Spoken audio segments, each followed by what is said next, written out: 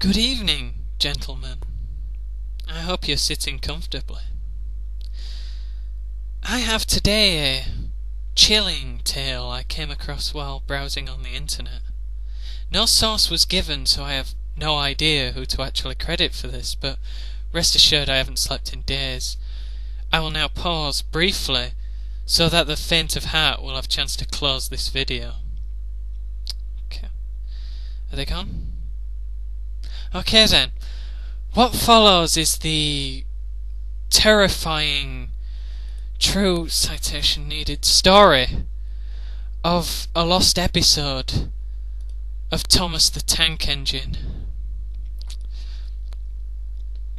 After what I've seen, I'll never be able to look at Thomas the Tank Engine ever again. I was taking a stroll through a car boot sale when I came across an old man who kind of looked a bit shaggy and a bit terrified.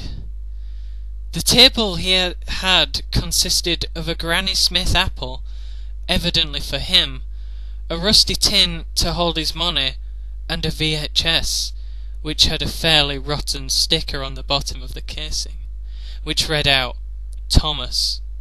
Just Thomas. Me, having quite an extensive Thomas the Tank Engine collection, and being a fan of the classic Thomas episodes, took it upon myself to buy this VHS. When I picked up the VHS, the old man woke up with a fright, and so I asked him how much he wanted for the VHS. He simply said, "He's going to find you. Take it and burn it." In other words, I got it for free. At home, I went straight to my room and shoved the VHS straight into my old TV. It took a while to load up, but once it did, I got a chair and sat down to watch. The VHS started with the Thomas theme tune. It was a little lower pitched and slower than usual. The colours were quite dull, and the windmill, which was supposed to be moving round, was just still. As for Thomas himself, well, he was going a little bit faster than usual, as if he was running along to get something. There were no credits at the bottom of the screen. Next scene, where Thomas is supposed to go under the bridge, no one was actually on the bridge, was the same visuals as before. Dull colour, fast Thomas. Now we get to see Thomas's face. He looked a little bit more sinister than he was supposed to be. The strangest thing was that Annie and Clarabelle, Thomas's two coaches, weren't actually there. Thomas was actually alone. I began to feel uneasy. Then came the last scene, where Thomas pulls into the station, dull colour, fast Thomas again. The station itself looked abandoned.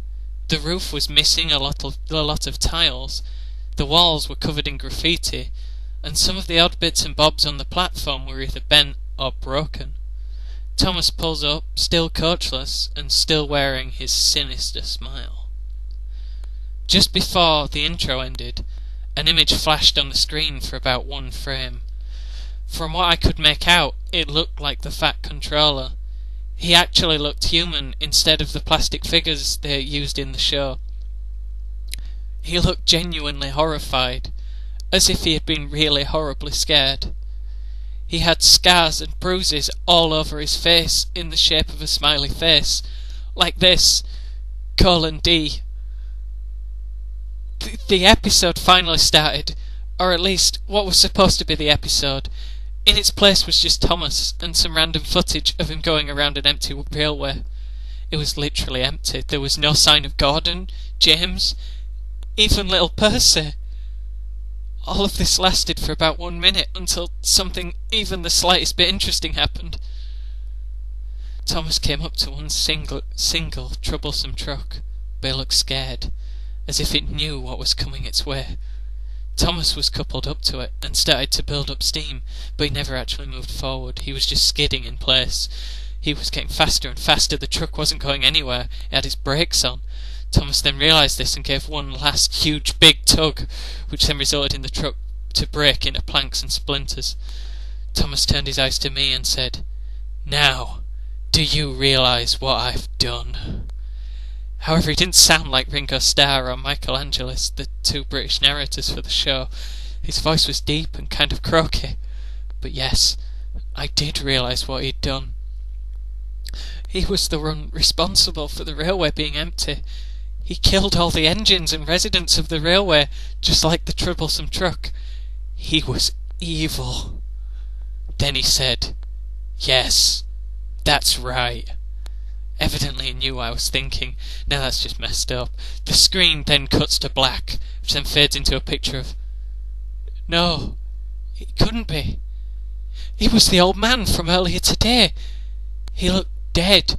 In fact, he was dead. Who else was to blame? It was obviously Thomas who did this, who then appears on screen. What happens next was truly horrifying. Thomas's face was on screen and his eyes were actually empty. There was nothing there. Instead there was just blood streaming from his face. The sound, oh god, the sound. It was just screeching. Really loud screeching. I couldn't take much more of this. I ejected the VHS, practically ripped it out before it properly came out. Then I heard a sound.